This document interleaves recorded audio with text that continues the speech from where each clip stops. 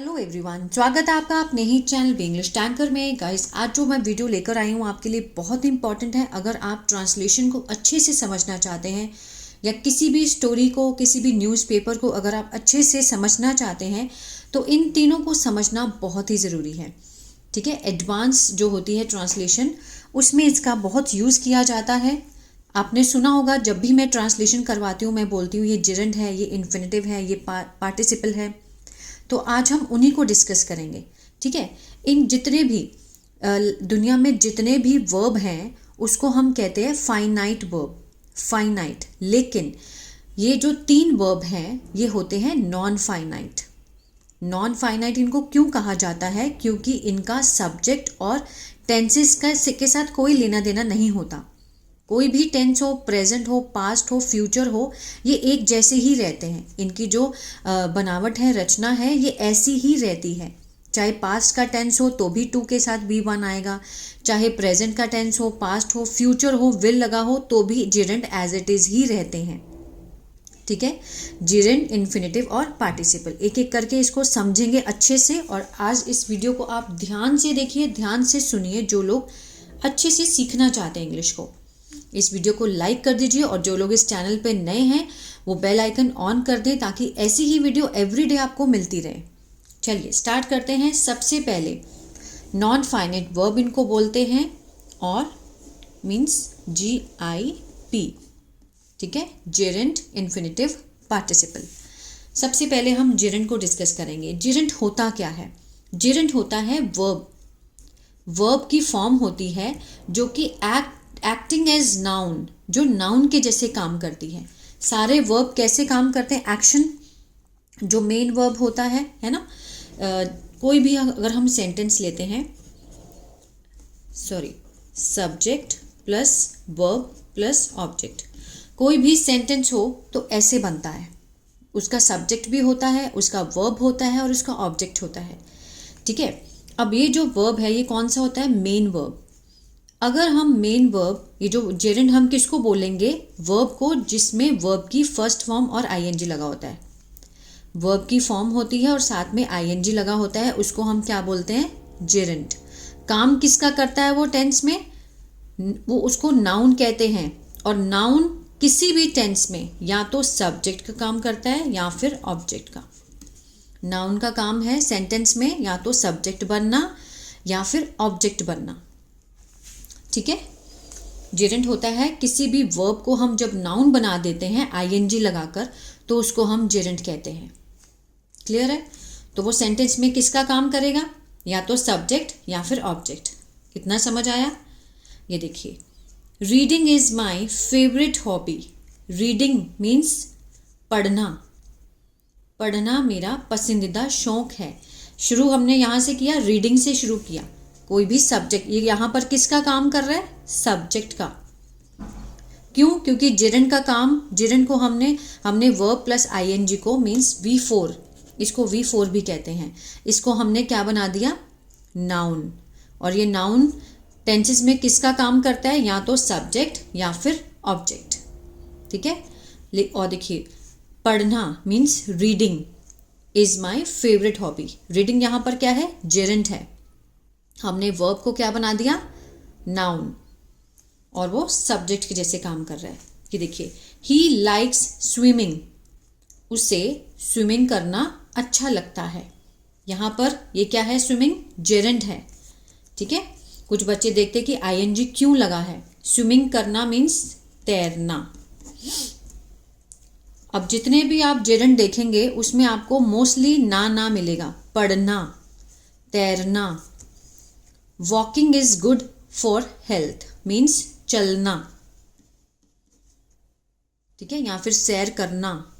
Walking is good for health, यहाँ पे ये क्या है? जेरेंड है। और किसका काम कर रहा है? सब्जेक्ट का। यहाँ पर किसका काम कर रहा है? ऑब्जेक्ट का। जब भी वर्ब की फॉर्म में हम ING लगा देते हैं तो वो किसका काम करता है? नाउन, और उसको हम बोलते हैं जेरेंड। ठीक है, या तो वो सेंटेंस में आपको कहाँ कहाँ मिलेगा? या तो सब्जेक्ट में मिलेगा या फिर ऑब्जेक्ट में।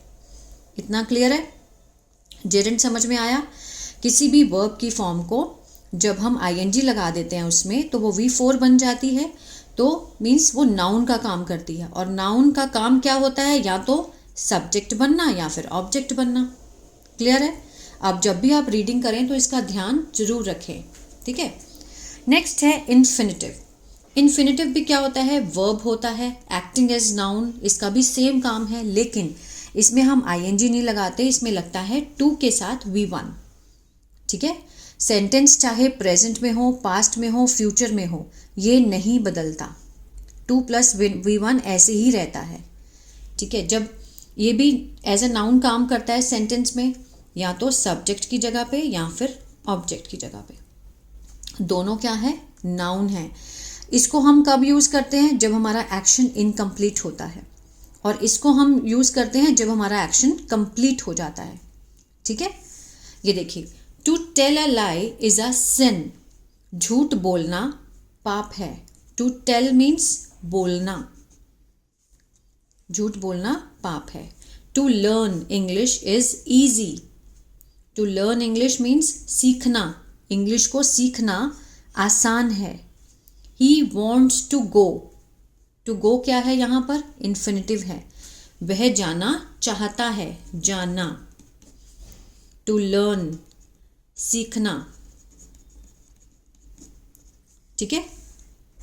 आई stopped to do the work, मैं काम करने के लिए, यहाँ पर पर्पस दिखाया गया है, करने के लिए रुकी, मैं काम करने के लिए रुकी। I stopped to do the work. तो इस तरह से आप पहचानना सीखें, जब भी आप रीडिंग करें आप इसको इन्फिनिटिव को पहचानना सीखें, ठीक है। और जब भी मतलब हिंदी में जो इसका वाक्य होते हैं, लास्ट में आपको ना का सेंस मिलता है, जैसे रीडिंग, पढ़ना, स्विमिंग, तैरना, ये क्या है, ये है, इसको हम जब आईएनजी फॉर्म में मिले तो वो जेरेंड है, जब टू के साथ फर्स्ट फॉर्म मिलती है तो वो क्या है, इन्फिनिटिव, ठीक है। दोनों क्या है, नाउन बन जाते हैं। अगर फर्स्ट फॉर्म में आईएनजी लग गई तो ये जेरेंड में नाउन बन गया, अगर टू के साथ V1 है तो वो क्या है, इन्फिनिटिव, ठीक है। नेक्स्ट है पार्टिसिपल। पार्टिसिपल भी कितनी तरह के होते हैं, 2 तरह के। ये क्या होते हैं, ये भी वर्ब की फॉर्म होती है, लेकिन काम किसका करती है, एडजेक्टिव का, विशेषण का, ठीक है। ये नाउन की विशेषता को बताती है। इसमें क्या होता है, ये काम करते हैं संज्ञा का, जेरेंड ऑन इन्फिनिटिव संज्ञा का काम करते हैं, लेकिन जो पार्टिसिपल होता है वो वाक्य में विशेषण का काम करता है। इतना ध्यान रखना है आपको, ठीक है। 2 तरह के होते हैं पार्टिसिपल, प्रेजेंट पार्टिसिपल और पास्ट पार्टिसिपल, 2 होते हैं। प्रेजेंट पार्टिसिपल में हम लगाते हैं वर्ब प्लस आईएनजी, और पास्ट पार्टिसिपल में लगाते हैं हम V3, ओके। अब जैसे इससे समझते हैं, I saw a running man, मैंने एक दौड़ते हुए आदमी को देखा। यहाँ पर रनिंग क्या है, प्रेजेंट पार्टिसिपल, ठीक है, कि मैंने एक दौड़ते हुए, किसको देखा, मैंने एक आदमी को देखा। ये क्या है, ये नाउन है, इसमें क्या है, ये नाउन है। तो रनिंग मैन मीन्स दौड़ता हुआ आदमी। ये जो रनिंग है ये एडजेक्टिव का काम कर रहा है, किसकी विशेषता बता रहा है, ये आदमी की विशेषता को बता रहा है कि मैंने एक दौड़ते हुए इंसान को देखा। तो ये क्या है, प्रेजेंट पार्टिसिपल, मीन्स जो भी काम है वो भी चल रहा है, कंटिन्यूटी में है, दौड़ता हुआ आदमी देखा मैंने। क्लियर है? इस तरह से जाते हुए, खाते हुए, पीते हुए, इस तरह से इसकी हिंदी में सेंस बैठती है, ठीक है ना। खेलते हुए, I saw a playing boy, I saw a person who is eating, means वो खा रहा है, कोई चीज़ खा रहा है, इस तरह से। अब देखिए पास्ट पार्टिसिपल। पास्ट पार्टिसिपल में क्या होता है, वर्ब की 3rd फॉर्म का यूज होता है। ही बोट, उसने खरीदा, a broken chair, means chair क्या है, टूटी हुई, ठीक है ना, टूटी हुई चेयर खरीदी। ये ऑलरेडी टूटी हुई है, मीन्स जो काम हो चुका है। उसने कौन सी चेयर खरीदी, ये चेयर के बारे में, चेयर यहाँ पे नाउन का काम कर रहा है, नाउन है तो नाउन की विशेषता को बता रहा है कि उसने कैसी चेयर खरीदी, टूटी हुई चेयर। तो यहाँ पे ब्रोकन क्या है, एडजेक्टिव, जो नाउन की विशेषता को बताए वो होता है एडजेक्टिव, ठीक है। तो इस तरह से पहचाना, उसने एक टूटी हुई कुर्सी खरीदी, he bought a broken chair. तो ब्रोकन यहाँ पे V3 है और किसका काम कर रहा है, पास्ट पार्टिसिपल का, मीन्स एडजेक्टिव का काम कर रहा है, ठीक है, क्योंकि वो चेयर के बारे में बता रहा है। यहाँ तक क्लियर है।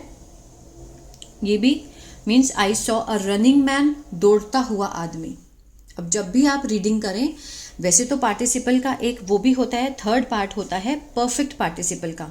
वो अभी जब तक आप बिगिनर्स हैं तो आप सिर्फ इतना ही समझिए और रीडिंग को स्टार्ट करें, ठीक है। एडवांस हम तब समझेंगे जब हम एडवांस रीडिंग करना स्टार्ट कर देंगे।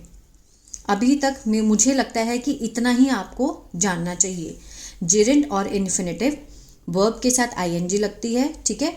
वर्ब को जब हम नाउन बना देते हैं तो हम उसको क्या कर देते हैं, V4 बन जाता है। वो किसका काम करता है वाक्य में, सब्जेक्ट या फिर ऑब्जेक्ट का। और इन्फिनेटिव को हम टू लगाकर वर्ब की फर्स्ट फॉर्म बना देते हैं और वो भी काम करता है संज्ञा का, नाउन का। और नाउन कहाँ लगते हैं, सब्जेक्ट या फिर ऑब्जेक्ट की जगह, ठीक है, इस तरह से। आई होप ये वीडियो आपको अच्छा लगा गाइस और समझ में आया होगा। अगर फिर भी नहीं पता चला तो प्लीज़ आप मुझे कमेंट करके पूछ सकते हैं, मैं आपका डाउट क्लियर करूँगी, नहीं तो दोबारा से इस वीडियो को मैं बना के आपको समझा सकती हूँ, ठीक है। God bless you.